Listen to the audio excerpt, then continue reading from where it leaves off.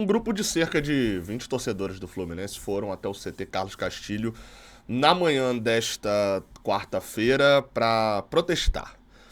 Essa é o lead, né, a manchete, como a gente chama no jornalismo.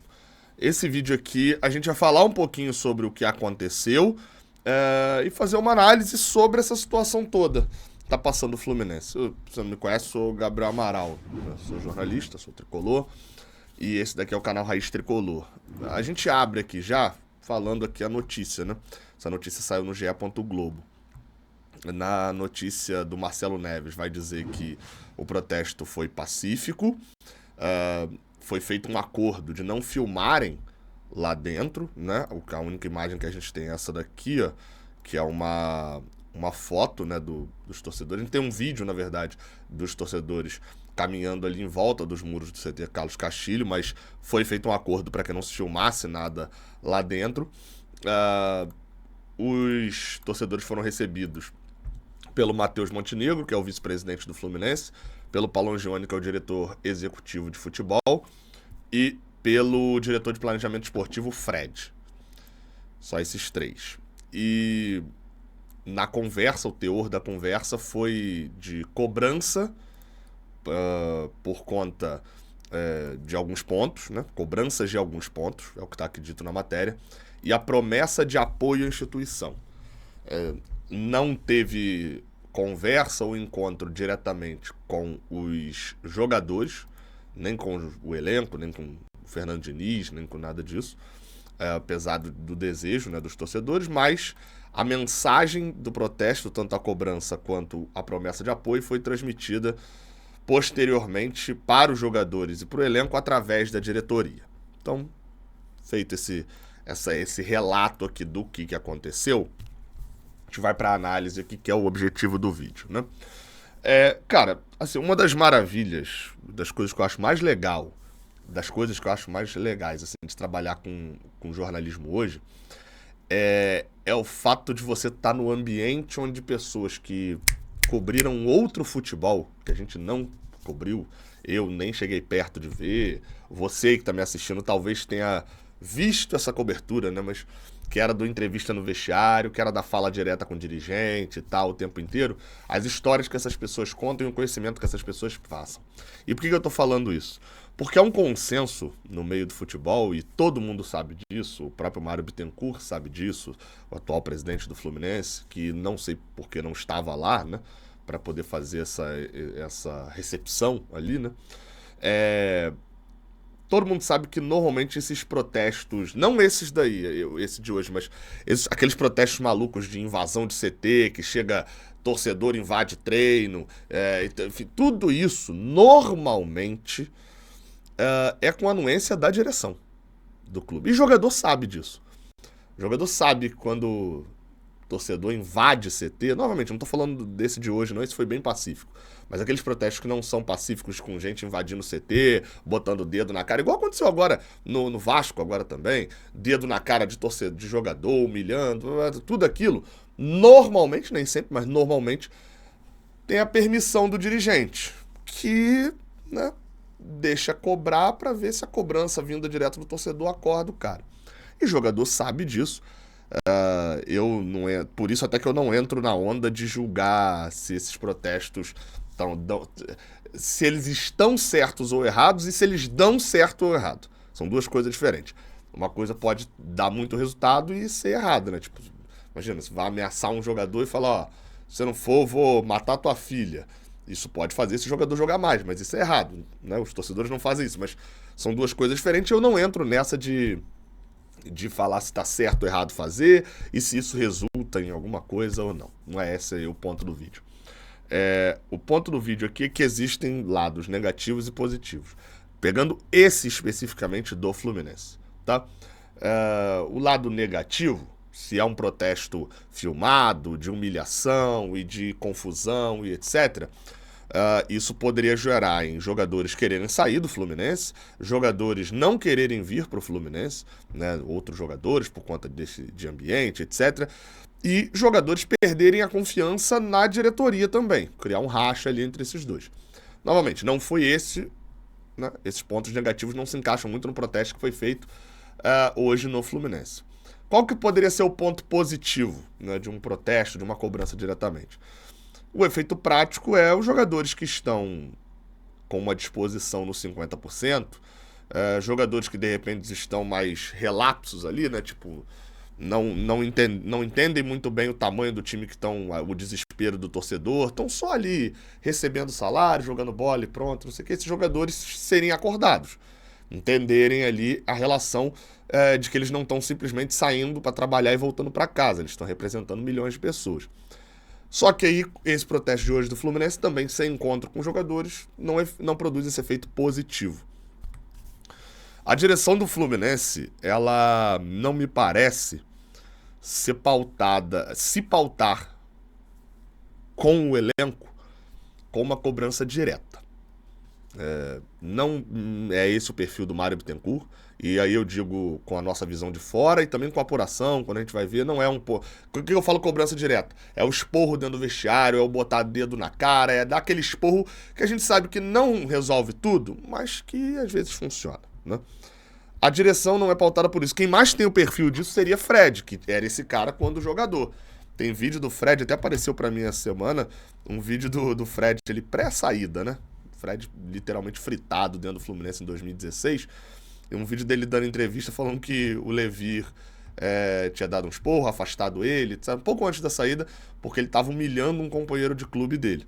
Todo mundo que já, né, sabe nos bastidores tal, que o Fred era esse líder de botar dedo na cara, de imposição, desse cara de liderança mesmo, pro lado bom e pro lado ruim, de defender o grupo, mas também de quando identificar algum problema, partir para cima para resolver.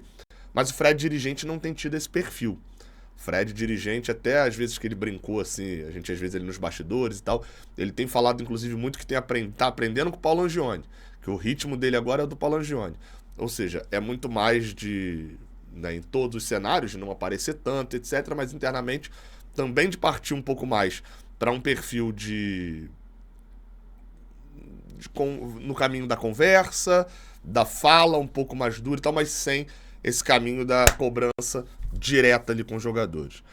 E aí isso resulta na grande pergunta que quando a gente vê um monte de torcedor indo cobrar e etc., assim, é óbvio que ninguém acha que quando um monte de torcedor vai fazer pressão em CT, o jogador que...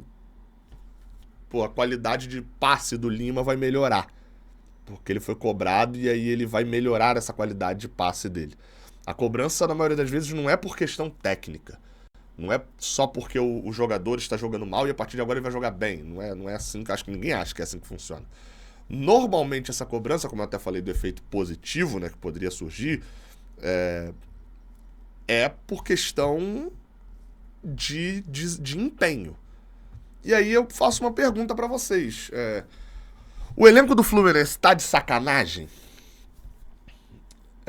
E eu acho que essa resposta ela não é tão simples, cara. Vamos olhar a temporada. Eu dividi aqui a temporada do Fluminense em 4 capítulos ali, né? 4 momentos. A gente tem o primeiro momento, que você corta ali o time do Marcão, né? Isso aí não conta, mas que é o primeiro momento onde o Fluminense tem uma série de derrotas em clássicos, sofre para ganhar alguns adversários fracos, mas ganha a LDU e é campeão.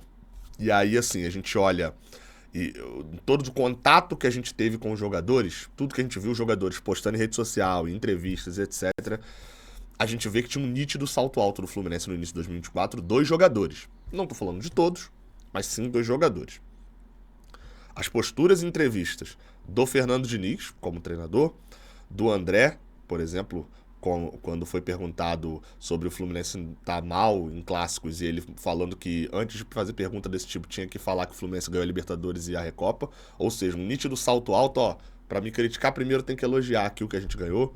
A postura do John Kennedy, depois do Fluminense ter tomado 4-2 do Botafogo, ele sorrindo numa entrevista e brincando e falando que ele acertou a cavadinha, etc., se preocupando muito mais com o gol que ele fez do que com a sequência e com a goleada que o Fluminense tinha tomado. Você vai ter algumas entrevistas de jogadores que não é que eles estavam defendendo o Fluminense, não, eles estavam exigindo um tratamento diferenciado por aquilo que eles já tinham feito, ignorando a parte que não estavam fazendo. O famoso salto alto. E aí a impressão que eu tenho é que quando chegou a semifinal do Campeonato Carioca, era a hora que tava valendo. E aí quando tá valendo, o Fluminense tem qualidade pra jogar. Isso o elenco pensando, né? Quando tiver valendo, a gente ganha, é campeão de novo e pronto. E aí o Fluminense toma um baile do Flamengo naquela semifinal. Toma um 2-0 no jogo de ida, assim, baile total. E no jogo de volta, é bem verdade, parece que a gente jogou bem. Mas se eu for buscar a minha análise lá daquele jogo, eu vou falar, o Flamengo não precisava jogar aquele jogo. E o Flamengo não quis jogar, e com o Flamengo não querendo jogar, a gente também não jogou e foi um 0-0. Que pareceu muito bom porque a gente tinha tomado 2. Mas o Flamengo já estava com a vantagem. E ali é uma grande virada de chave porque a gente vai ver um elenco perdido. Jogadores e elenco, ainda com um salto alto gigantesco, mas com aquela aparência de a gente claramente não sabe o que aconteceu pra gente tomar esse baile na semifinal. Vem aquelas coletivas malucas do Diniz, se cedendo totalmente. E aí quando a gente volta pro jogo pra sequência ali inicial de Libertadores e Copa do Brasil, a gente vai vendo um Fluminense conseguindo alguns resultados com muita dificuldade contra times muito inferiores no investimento. O Alianza Lima, Cerro Porteño, Colo-Colo e vá lá, até o Vasco aqui, mais que não no na grana, né, mas no desempenho geral, são times que a gente tinha a obrigação de ganhar mesmo. E a gente empata fora de casa contra Colo-Colo e Alianza, ganha do Vasco sofrendo e ganha do Colo-Colo sofrendo dentro de casa também. Então, assim, um desempenho. Quando veio o resultado, o desempenho foi muito abaixo. E alguns pequenos recortes ali de futebol bem jogado. O Fluminense abaixou um pouquinho a crista. Parou com aquele de, ó, somos campeões da Libertadores, tem que respeitar a gente. O Fluminense começa a ter problemas gigantescos de lesão. Um monte de jogador indo pro departamento médico. E aí eu te pergunto, o Fluminense tá de sacanagem nesse momento? Eu acho que o elenco pode estar insatisfeito. Ele pode estar insatisfeito. E com insatisfação, que eu digo aqui, é a insatisfação positiva, que é aquela tipo assim, cara, a gente não tá jogando merda nenhuma, a gente não tá jogando bem, que isso e tal, que é a insatisfação positiva, que normalmente quando vai grupo de torcedor fazer cobrança, é para gerar isso nos jogadores. É para os jogadores não estarem com resultados negativos na zona de rebaixamento e estarem rindo, brincando publicamente. Não é que o jogador tem que estar sisudo o tempo todo, não.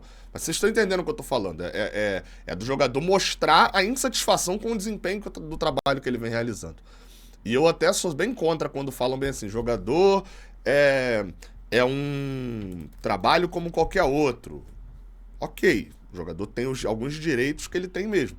Mas parte da remuneração do jogador é em direito de imagem.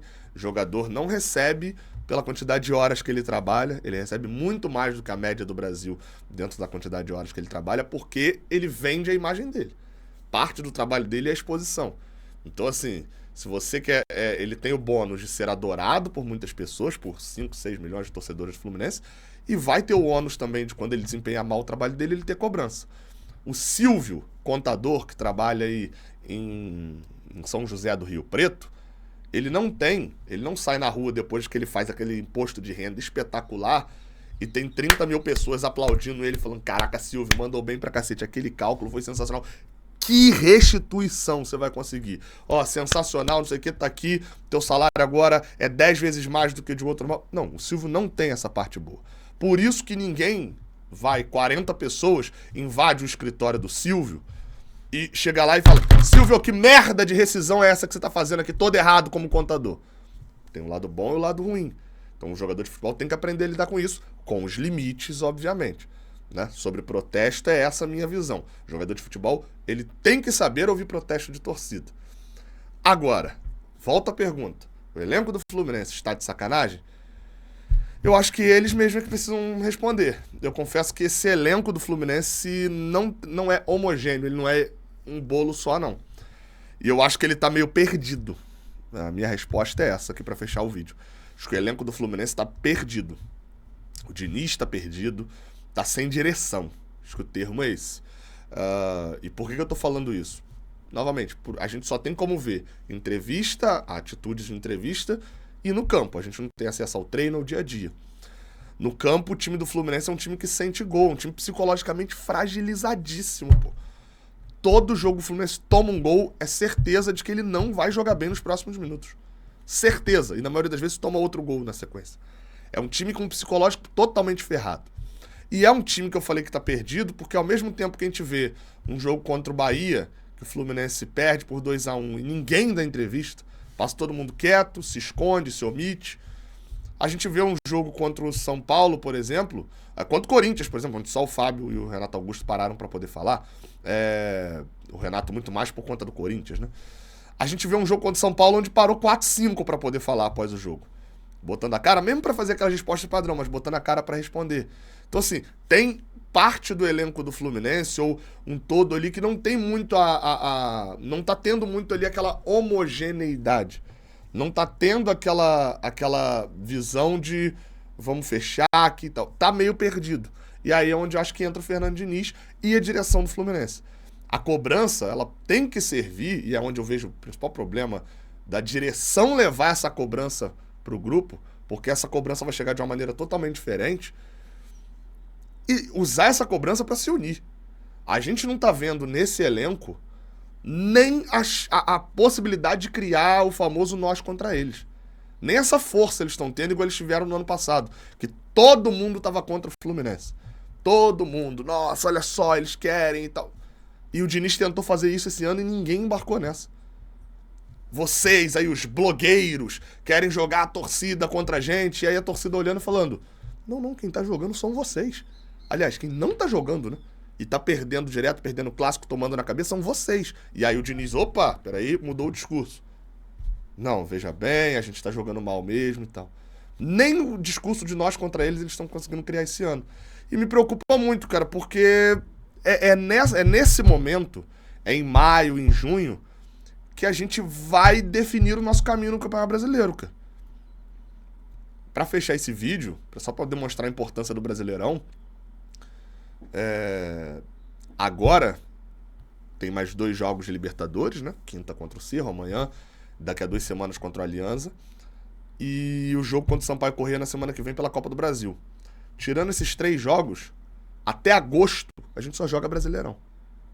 É Brasileirão, Brasileirão, Brasileirão, Brasileirão, Brasileirão direto. A gente precisa sair dessa parte de baixo. E a gente vai sair com insatisfação.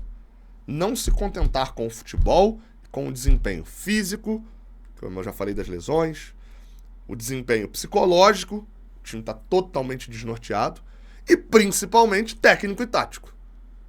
Não é uma insatisfação com isso. A torcida já tentou demonstrar da forma como consegue. Agora a bola tá com os jogadores. Tamo junto. Até a próxima. Valeu.